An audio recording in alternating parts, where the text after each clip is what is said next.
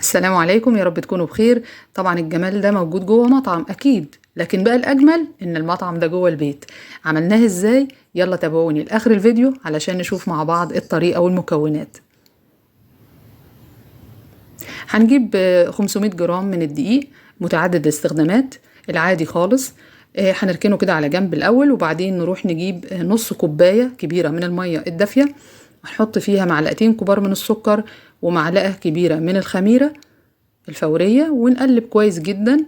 وطبعا الخطوة دي الأول بتأكد لي بس إن الخميرة هل هي صالحة للاستخدام ولا لا، لأن في خميرة بتبقى منتهية الصلاحية فتيجي تحطيها في العجين ما تديكيش طبعا النتيجة المفروض تكون، فده دليل على إنها غير صالحة للاستخدام.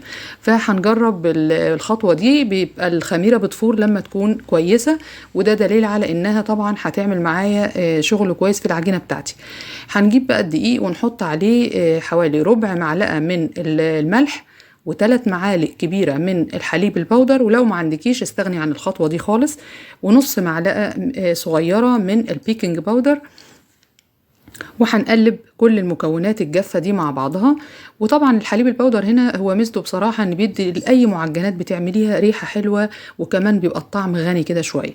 وطبعا ممكن تستغني عن الحليب البودر بحليب الحليب العادي. يعني انا مثلا هنا استخدمت حوالي كوباية ونص من المية الكبيرة بما فيها نص الكوباية اللي انا دوبت فيه الخميرة. ممكن تستخدمي كل بديل المية دي كلها مثلا الحليب، فهيبقى طبعا برضو يديكي نتيجة حلوة جدا. استقبال العجين للميه، كميه الميه بيتوقف على نوع الدقيق. في انواع بتمتص ميه كتير جدا او بتاخد سوائل كتير جدا، في انواع لا بتكتفي بنص الكميه تقريبا اللي ممكن ياخدها نوع تاني. هتبدا العجينه معاكي، طبعا احنا حطينا خلاص الخميره، تخطينا الخطوه دي وحطينا بقيه الميه الدافيه. هنبدا نعجن شويه كده، هنبص نلاقي العجينه معانا بتلزق شويه وبتلزق في الطبق وكمان بتلزق في ايدينا. هنبدأ نحط بقى هنا المادة الدهنية حوالي 3 معالق كبار من الزيت، وهنبدأ نعجن لغاية ما تلم معايا وتبقى بالشكل الجميل ده.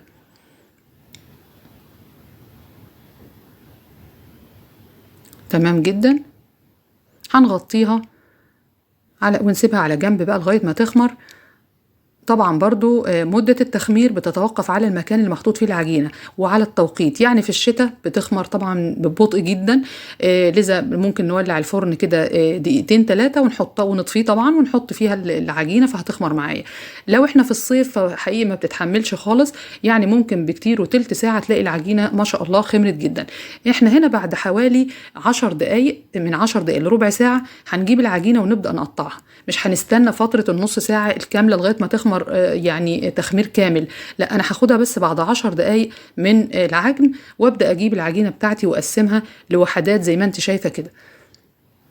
طبعا احنا هنعمل خبز الكايزر او اللي هو بتاع البرجر، فطبعا هنا هيختلف برضو حجمه على حسب ما انت عايزه.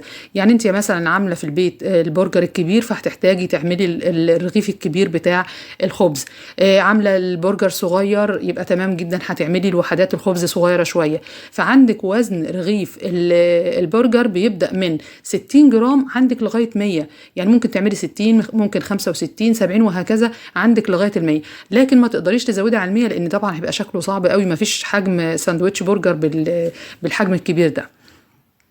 فانا هنا هتلاقيني عامله 70 وعامله 60 وعامله تقريبا 75، اكتر من حجم مختلف وهتشوفوهم دلوقتي في الصينيه.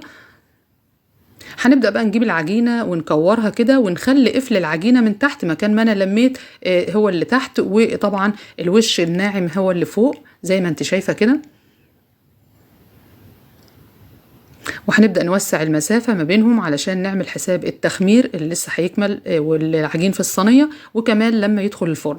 هنا هتلاحظ ان في وحدات كبيرة شوية، في وحدات وسط، في وحدات صغيرة، على اساس يبقى انت عندك معظم الاحجام وتشوفي الحجم المناسب طبعا الساندوتش اللي هتعمليه من حيث حجم البرجر نفسه.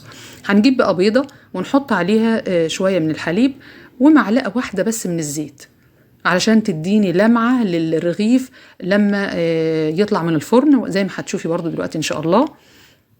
هنقلبهم كويس جدا. والتركة المهمة بقى اللي هتخلي الخبز بتاعك يطلع زي الافران بالظبط، حطي شعرة فانيليا على الدهان بتاع الوش اللي هو البيض والحليب، حاجة بسيطة خالص. اللي هو الكيس الصغير، مش عارفة 5 جرام ولا 10 جرام ولا ايه. وطبعا هنا هتجيبي معاكي كمان شوية من السمسم، وعايزة تحطي عليهم حبة البركة، تمام زي الفل شغال. هنبدأ ندهن هنا وش الأرغفة بالطريقة دي.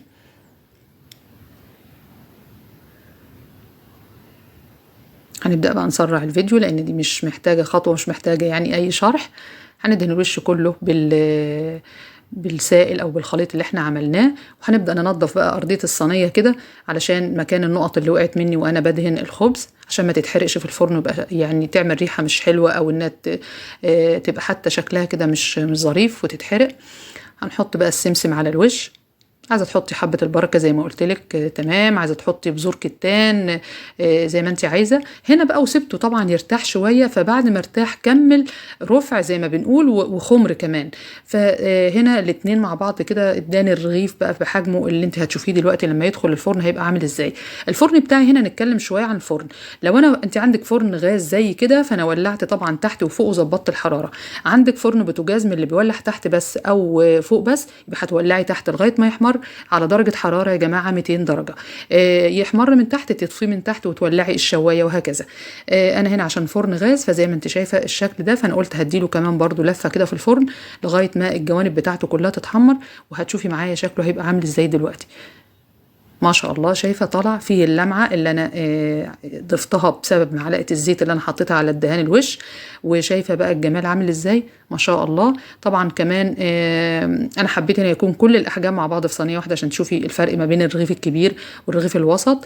تقدري طبعا لو انت عاملاه كله حجم واحد هتوسعي المسافة قوي، وتخليهم طبعا كل مثلا مجموعة حوالي مثلا 4 أو 5 في صينية واحدة، عشان ياخد راحته في طبعا الخمر لما يتحط وحجمه يزيد. شايفه بقى هش وجميل ازاي، ومن تحت ارضيته لونه زي فوق بالظبط، في منتهى الجمال. طبعا زي ما انت شايفه الطريقه سهله وبسيطه وارخص كتير جدا من المحلات. يعني رغيف زي ده عامل في الفرن كام، سعره قد ايه؟ انت هتعمليه في البيت مش هيكلفك حاجه خالص والله، وهتبقي سعيده سعاده بريحه الخبيز في البيت، وتحسيها كده فيها ريحه خير وبركه. غير ان طبعا حاجه نظيفه وجميله. وبعدين عملنا بقى حطينا فيه البرجر بتاعنا اللي احنا عاملينه قبل كده على القناه، ادخلي شوفيه مع الخبز اللي احنا عاملينه. يا رب يكون عجبكم. دمتم في امان الله، مع السلامه، سلام عليكم.